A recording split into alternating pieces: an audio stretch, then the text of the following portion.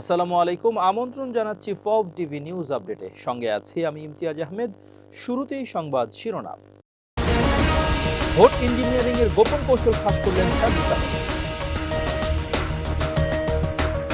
রাষ্ট্রপতিকে অভিশংসন করে গ্রেপ্তারের দাবি নাহিদ ইসলাম। দাঁড়িপাল্লায় ভোট দেওয়া বউকে তালাকের নির্দেশ বিএনপির এমপি। পরমাণু কর্মসূচি ইস্যুতে আজ বৈঠকে বসতে যাচ্ছে যুক্তরাষ্ট্র ও ইরান। হঠাৎ ইসরায়েলে যুক্তরাষ্ট্রের ১ ডজন ভয়ঙ্কর যুদ্ধ বিমান, ঘটনা কি? এবার বিস্তারিত। যে আওয়ামী লীগ পরিকল্পনা করে পিলখানা হত্যাকাণ্ড ঘটিয়েছে, সে আওয়ামী লীগের রাষ্ট্রপতিকে সাথে নিয়ে শহীদ বীরদের শ্রদ্ধা জানানো পিলখানা হত্যাকাণ্ডকে মস্করা করা ছাড়া কোনো কিছুই নয় বলে মন্তব্য করেছেন জাতীয় নাগরিক পার্টির উত্তরাঞ্চলের মুখ্য সংগঠক সার্জিস আলম। বুধবার নিজের ভেরিফাইড ফেসবুক আইডিতে এক পোস্টে কথা লিখেন সার্জিস আলমের স্ট্যাটাসটি হুবহু তুলে ধরা হলো। এনসিপির উত্তরাঞ্চলের মুখ্য সংগঠক সার্জিস আলম লিখেছেন, এটাই ছিল ২০২৬ সালের নির্বাচনের চিত্র। বিএনপি যখন মাঠ পর্যায়ে গিয়ে দেখলো এককভাবে তারা কখনোই জাতীয় নির্বাচনে জিততে পারবে না এবং সরকার গঠন করা সম্ভব হবে না, তখন তারা আওয়ামী লীগের দ্বারস্থ হলো। প্রত্যেকটা আসনে আওয়ামী লীগের নেতাকর্মী যারা আছে তাদেরকে নিয়ে গোপন বৈঠক করলো। যত অপরাধী হোক না কেন তাদেরকে জামিন করানোর কিংবা সকল প্রকার সুযোগ সুবিধা দেওয়ার কমিটমেন্ট করলো। ফলে বিএনপি, আওয়ামী লীগ, প্রশাসনের একাংশ এবং দেশের ও দেশের বাইরের কিছু এজেন্ট একসাথে মিলে এই নির্বাচন করলো এবং ক্ষেত্র বিশেষে ইঞ্জিনিয়ারিং করে সরকার গঠন করলো। সার্জিস বলেন, যে আওয়ামী লীগ পরিকল্পনা করে পিলখানা হত্যাকাণ্ড ঘটিয়েছে, আমার সেনাবাহিনীর অফিসারদেরকে খুন করেছে, সে আওয়ামী লীগের রাষ্ট্রপতিকে সাথে নিয়ে শহীদ বীরদের শ্রদ্ধা জানানো পিলখানা হত্যাকাণ্ডকে মস্করা করা ছাড়া কিছুই নয়। আওয়ামী লীগের পুনর্বাসনের দায়িত্ব বিএনপি নিয়েছে এমন দাবি করে এই এনসিপি নেতা লিখেছেন যে আওয়ামী লীগ তারেক রহমানকে বাধ্যতামূলক নির্বাসনে পাঠিয়েছিল, ১৭ বছর দেশে আসতে দেয়নি, বেগম জিয়াকে মিথ্যা মামলা জেলে রেখে তার শরীরকে বিষাক্ত করে তুলেছিল, হাজার হাজার বিএনপি নেতাকর্মীকে নির্যাতন করেছিল, ঘরে থাকতে দেয়নি, সে আওয়ামী লীগের পুনর্বাসনের দায়িত্ব বিএনপি নিয়েছে। এনসিপির উত্তরাঞ্চলের মুখ্য সংগঠক সার্জিস আলম বিএনপির নেতাকর্মীদের সতর্ক করে দিয়ে বলেছেন, বিএনপির স্থানীয় পর্যায়ের নেতাকর্মীরা মনে রাখবেন, সময়ের পরিক্রমায় আপনারা যদি আবার আওয়ামী লীগের দ্বারা নির্যাতিত, নিপীড়িত হন, তাহলে তার দায় আপনাদের নেতা তারেক রহমানকে নিতে হবে। সার্জিস আলম হুঁশিয়ারি দেন, যদি জুলাই অভ্যুত্থানে রাজপথে নামা আমাদের যে কোনো সহযোদ্ধাকে আওয়ামী লীগের দ্বারা আবারও খুন হতে হয় কিংবা রক্ত দিতে হয়, তাহলে তার দায় তারেক রহমান এবং বিএনপিকে নিতে হবে। স্ট্যাটাসের একদম শেষ লাইনে সার্জিস আজকের এই পদক্ষেপের জন্য প্রধানমন্ত্রী তারেক রহমানকে ধিক্কার জানান। পরে ওই স্ট্যাটাসের কমেন্ট বক্সে সার্জিস লিখেছেন, এভাবে বিএনপির কিছু শীর্ষ নেতৃত্ব বিগত ১৬ বছর আওয়ামী লীগের সাথে নেগোসিয়েশন করে চলেছিল বলেই বিএনপির মতো এত বড় একটা দল ৩বারের ভোট চুরির পরেও আওয়ামী লীগের বিন্দুমাত্র কিছু করতে পারে নাই। মানুষ তাদের উপরে আস্থা রেখে রাজপথে নামে নাই। আর মাঠ পর্যায়ে বিএনপির সাধারণ কর্মীরা ঘরে থাকতে পারে নাই, মিথ্যা মামলায় বছরের পর বছর জেলে কাটিয়েছে, পরিবারকে বঞ্চিত করেছে। রাষ্ট্রপতি মোহাম্মদ শাহাবুদ্দিনকে অভিশংসন করে গ্রেপ্তারের দাবি জানিয়েছেন জাতীয় নাগরিক পার্টি এনসিপির আহ্বায়ক ও বিরোধী দলীয় চিফ হুইপ নাহিদ ইসলাম। বুধবার বিকেলে রাজধানীর বনানী সামরিক কবরস্থানে পিলখানা হত্যাকাণ্ডের শহীদদের কবর জিয়ারত শেষে তিনি এ দাবি জানান। নাহিদ ইসলাম বলেন, ২৪শে জুলাই গণহত্যা ঠেকাতে কার্যকর ব্যবস্থা গ্রহণ করেননি রাষ্ট্রপতি শাহাবুদ্দিন, এজন্য তিনি গণহত্যার দায় এড়াতে পারেন না। সংসদের প্রথম অধিবেশনে তাকে অভিশংসন করতে হবে, এরপর গণহত্যার দায়ে তাকে গ্রেপ্তার করতে হবে। ত্রয়োদশ সংসদ নির্বাচনে যেসব নেতাকর্মীর বউ দাঁড়িপাল্লায় ভোট দিয়েছে, তাদের বউকে তালাক দেওয়ার নির্দেশ দিয়েছেন কুমিল্লা ১০ আসনের এমপি মোবাশ্বের আলম ভূঁইয়া। গত মঙ্গলবার লালমাই উপজেলার বাগমারা বাজারে দেওয়া বক্তব্যে নেতাকর্মীদের এই নির্দেশ দেন বিএনপির কেন্দ্রীয় কমিটির এই সদস্য। এ ঘটনার একটি ভিডিও সামাজিক মাধ্যমে ছড়িয়ে পড়েছে। ১ মিনিট ৪৪ সেকেন্ডের ওই ভিডিওতে মোবাশ্বের আলম ভূঁইয়াকে বলতে শোনা যায়, এগুলোই বলে আমি কি করতাম, সে নাকি কথা দিয়ে ফেলেছে, তাহলে তুই হেতিরে তালাক দিয়ে দে। যে বউ স্বামীর কথা শুনে না, স্বামীকে মারে না, এমন বউকে তালাক দিয়ে দে। নেতাকর্মীদের উদ্দেশ্যে তিনি বলেন, আমার দলে কিছু মুনাফিক আছে যারা বিএনপি করে কিন্তু ভোট দিয়েছে দাঁড়িপাল্লায়, অর্থ দিয়েও জামাতকে সহযোগিতা করেছে। আবার কেউ কেউ আছে যারা বিএনপি নেতা হলেও তাদের বউ ভোট দিয়েছে জামাতকে। বিএনপির মনোনয়নে নির্বাচিত এমপি বলেন, যারা নির্বাচনের আগে আমার বিরোধিতা করেছে তারাই এখন ঢাকায় যাইয়া আমার লগে সেলফি তোলে, সেলফি তুইলা দোষ ঢাকতে চায়। আমি বলি, আরে চিটিং, তুই এতদিন কই ছিলি, নির্বাচনের দিন কই ছিলি? তিনি আরো বলেন, আমার কাছে পাত্তা না পাইয়া এই হাইব্রিডগুলো আমার বদনাম করে, বলে কিনা নেতা খারাপ ব্যবহার করে। এ বিষয়ে জানতে মোবাশ্বের আলম ভূঁইয়াকে মোবাইল ফোনে কল দেওয়া হলেও তিনি কল রিসিভ করেননি। পিলখানা গণহত্যার পেছনে ভারত এবং আওয়ামী লীগের নীল নকশা দায়ী বলে মন্তব্য করেছেন জাতীয় গণতান্ত্রিক পার্টি জাকপার সহসভাপতি ও দলীয় মুখপাত্র রাশেদ প্রধান। তিনি বলেন, ম্যানেজ ভোটের সরকার পিলখানা গণহত্যার বিচার করতে পারবে না। বুধবার 25 ফেব্রুয়ারি বেলা 11টায় পল্টনস্থ শফিউল আলম প্রধান মিলনায়তনে শহীদ সেনা দিবস উপলক্ষে জাগপা আয়োজিত আলোচনা সভায় প্রধান অতিথির বক্তব্যে তিনি একথা বলেন। সার্বভৌমত্ব অখণ্ডতা রক্ষায় পিলখানা হত্যাকাণ্ডে জড়িতদের বিচার করতে হবে। রাশেদ প্রধান বলেন, ম্যানেজ ভোটের প্রধানমন্ত্রী ভারতে মুচলেকা দিয়ে দেশে প্রবেশ করেছেন। ম্যানেজ ভোটের স্বরাষ্ট্রমন্ত্রী শিলংয়ে ট্রেনিং নিয়ে দেশে এসেছেন। আর তাই ম্যানেজ ভোটের সরকার পিলখানা হত্যাকাণ্ড বা গণহত্যার সুষ্ঠু বিচার করতে পারবে না, কারণ পিলখানা গণহত্যার পেছনে ভারত এবং আওয়ামী নীল নকশা দায়ী। তিনি বলেন, জাগপা 2009 সাল থেকে দাবি করে আসছে পিলখানা গণহত্যা ভারত ও আওয়ামী লীগের নীল নকশা। অবশেষে অন্তর্বর্তী সরকারের রিপোর্টের মাধ্যমে তাই প্রমাণ হয়েছে। ভাগ্যের নির্মম পরিহাস, অন্তর্বর্তী সরকার রিপোর্ট দিলেও বিচার কার্য শুরু করতে পারেনি, বিএনপিও পারবে না।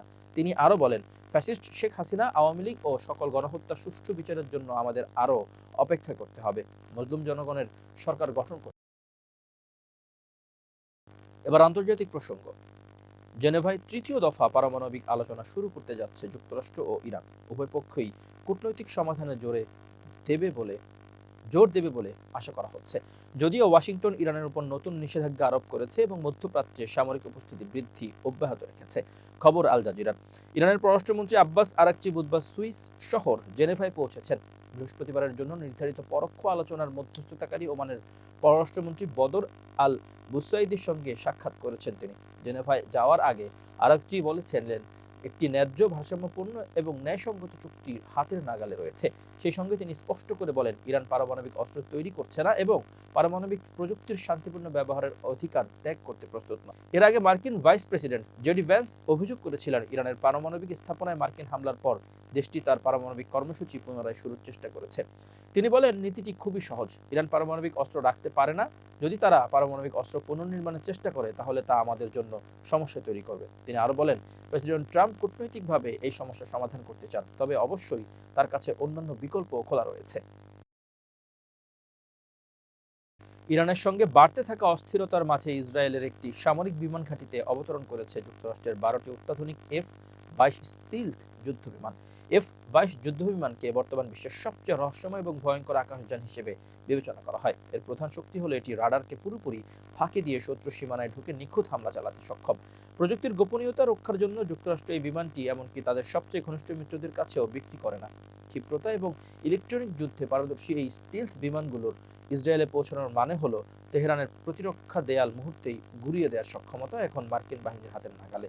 গত কয়েক সপ্তাহ ধরে যুক্তরাষ্ট্র পরিকল্পিতভাবে মধ্যপ্রাচ্যে তাদের সামরিক উপস্থিতি বাড়িয়ে চলেছে। বিশাল বিমান বাহিনী, রণতরী এবং শক্তিশালী যুদ্ধজাহাজের বহর ইতোমধ্যে এই অঞ্চলে অবস্থান নিয়েছে। এখন F-22 যুদ্ধবিমানের এই অন্তর্ভুক্তি মার্কিন সামরিক শক্তির পূর্ণতা দিচ্ছে। ইসরায়েলি গোয়েন্দা কর্মকর্তাদের মতে, এই মুহূর্তে মধ্যপ্রাচ্যে যে পরিমাণ মার্কিন রণসজ্জা রয়েছে, তা দিয়ে ইরানের উপর টানা 4 থেকে 5 দিন তীব্র হামলা চালানো সম্ভব। এই রণপ্রস্তুতির সমান্তরালে কূটনৈতিক আলোচনার শেষ প্রদীপটিও জ্বলছে। আগামী কয়েকদিনের মধ্যে সুইজারল্যান্ডের জেনেভায় যুক্তরাষ্ট্র ও ইরানের মধ্যে এক গুরুত্বপূর্ণ বৈঠক অনুষ্ঠিত হওয়ার কথা রয়েছে। কূটনীতিকরা বলছেন, যুদ্ধ শুরু হওয়ার আগে এটি হতে পারে দুই দেশের জন্য শেষ সুযোগ। যদি এই আলোচনা কোনো চুক্তিতে পৌঁছাতে ব্যর্থ হয়, তবে মার্কিন বাহিনী তাদের এই মোতায়েন করা শক্তি ব্যবহার করবে এবং ইরানে হামলা শুরু করতে পারে। প্রাথমিক পরিকল্পনা অনুযায়ী যুক্তরাষ্ট্র প্রথমে ছোট পরিসরে আঘাত হানবে, যাতে ইরানকে তাদের শর্ত মানতে বাধ্য করা যায়। এবার বিজ্ঞান ও প্রযুক্তির খবর। 2026 সালের অন্যতম আকর্ষণীয় জ্যোতিষবিজ্ঞানিক ঘটনা ঘটতে যাচ্ছে আগামী 3 মার্চ। নাসা জানিয়েছে, ওই দিন পূর্ণিমা পড়বে এবং একই সঙ্গে দেখা যাবে চন্দ্রগ্রহণের। এই রাতে আকাশে দেখা যাবে ব্লাড ওয়ার্ম মুন, যা আসলে একটি বিশেষ রক্তিম চাঁদ। বিশেষভাবে উত্তর আমেরিকার আকাশে এটি সবচেয়ে ভালোভাবে দেখা যাবে। বিশেষ করে পশ্চিম উপকূল থেকে মার্চ মাসের পূর্ণিমাকে ঐতিহ্য অনুযায়ী বলা হয় ওয়ার্ম মুন। বসন্তের শুরুতে মাটি উষ্ণ হলে কেঁচো বা পোকামাকড়ের লার্ভা মাটির উপরে উঠে আসে। একে ব্লাড ওয়ার্ম মুনের সঙ্গে মিলিয়ে দেখা হয়। ব্লাড মুন হয় যখন পূর্ণিমা বা পূর্ণ চাঁদের সময় চন্দ্রগ্রহণ ঘটে। চন্দ্রগ্রহণ তখন ঘটে যখন পৃথিবী, সূর্য ও চাঁদের মাঝখানে অবস্থান করে। তখন পৃথিবীর ছায়া চাঁদের উপর পড়ে এবং চাঁদ গাঢ় লাল বা তামাটে আভা ধারণ করে। নাসার তথ্য অনুযায়ী এবার পূর্ণ চন্দ্রগ্রহণ হবে প্রায় 1 ঘন্টা ধরে। আন্তর্জাতিক সময় UTC অনুযায়ী এটি শুরু হবে 11:04 থেকে 12:03 পর্যন্ত। বাংলাদেশ সময় অনুযায়ী সময় হবে বিকাল 5:04 থেকে 6:03 পর্যন্ত। চন্দ্রগ্রহণ শুরু হবে এর প্রায় 1.5 ঘন্টা আগে, আর পুরো গ্রহণ শেষ হবে রাত 8:23। এই গ্রহণটি পূর্ব এশিয়া ও অস্ট্রেলিয়ার পুরোপুরি দৃশ্যমান হবে। প্রশান্ত মহাসাগরীয় অঞ্চলে তা সারা রাত দেখা যাবে। উত্তর ও মধ্য আমেরিকা এবং দক্ষিণ আমেরিকার পশ্চিমাংশে ভোরের দিকে সবচেয়ে ভালো দেখা যাবে, তবে ইউরোপ ও আফ্রিকায় এটি দেখা যাবে না। এবার খেলার খবর। ক্রিকেট মাঠ থেকে রাজনীতির ময়দানে নেমে বিতর্কিত জাতীয় দলের সাবেক দুই অধিনায়ক সাকিব আল হাসান ও মাশরাফি বিন মুর্তজা। আওয়ামী লীগের শাসনামলে নৌকা প্রতীকে নির্বাচন করে সংসদ সদস্য হয়েছিলেন তারা। 2024 সালের 5 আগস্ট আওয়ামী লীগ সরকারের পতনের পর বিপদে পড়ে যান দেশের এই দুই সাবেক অধিনায়ক। সাকিব আল হাসানকে হত্যা মামলায় আসামি করা হয়। গ্রেপ্তার এড়াতে দেশের বাইরে অবস্থান করছেন তিনি। মাশরাফি বিন মুর্তজাকে দেশে থাকলেও স্বাভাবিক জীবনে ফিরতে পারছেন না, তার বিরুদ্ধেও মামলা রয়েছে। তবে সেই মামলায় নির্দোষ প্রমাণিত হলে সাকিব মাশরাফিকে স্বাগত জানানো হবে বলে জানিয়েছেন নতুন ক্রীড়ামন্ত্রী আমিনুল হক। বুধবার 25 ফেব্রুয়ারি পল্লবী বিদ্যানিকেতন স্কুলে 500 অসহায় দরিদ্র মানুষের মাঝে ইফতার বিতরণ করতে গিয়ে সাংবাদিকদের সঙ্গে আলাপকালে একথা বলেন তিনি। আমিনুল হক বলেন, আমি একজন খেলোয়াড় হিসেবে মনে করি সাকিব ও মাশরাফি বাংলাদেশের লেজেন্ডারি ক্রিকেটার। দেশের মানুষের যে ভালোবাসা আমি তাদের প্রতি দেখেছি এবং খেলার প্রতি তাদের যে আকৃষ্টতা রয়েছে সেটি সত্যি অনন্য। মামলা প্রসঙ্গে আমিনুল স্পষ্ট করে বলেন, তাদের বিরুদ্ধে যে মামলা রয়েছে সেটি রাষ্ট্রীয় সিদ্ধান্তের বিষয়। আইনি প্রক্রিয়া অনুযায়ী তাদের ব্যক্তিগত আইনজীবীর মাধ্যমে বিষয়গুলো মোকাবিলা করতে হবে। তারা যদি আইনগত বিষয়গুলো ফেস করে নিরপরাধ প্রমাণিত হন এবং দেশের পেশাদার ক্রিকেটে ফিরতে চান, একজন স্পোর্টসম্যান হিসেবে আমি অবশ্যই তাদের স্বাগত জানাবো। তিনি আরো বলেন, আমরা সবাই চাই বাংলাদেশ ক্রিকেট এগিয়ে যাক। যারা দেশের জন্য দীর্ঘদিন খেলেছেন তাদের অবদান অস্বীকার করার সুযোগ নেই, তবে আইনের ঊর্ধ্বে কেউ নন। সবকিছু আইনি প্রক্রিয়ায় সমাধান হওয়াই উচিত। প্রিয় দর্শক, শেষ করছি ফব টিভি নিউজ আপডেট। আজ এ পর্যন্তই। ভিন্ন খবর নিয়ে দেখা হবে আগামীকাল রাত 8টায়। নিজেকে আপডেট রাখতে সাবস্ক্রাইব করুন চ্যানেলটি। নিয়মিত লাইক, কমেন্ট ও শেয়ার করে ছড়িয়ে দিন সর্বত্র। সুস্থ থাকুন, নিরাপদে থাকুন। আল্লাহ হাফেজ।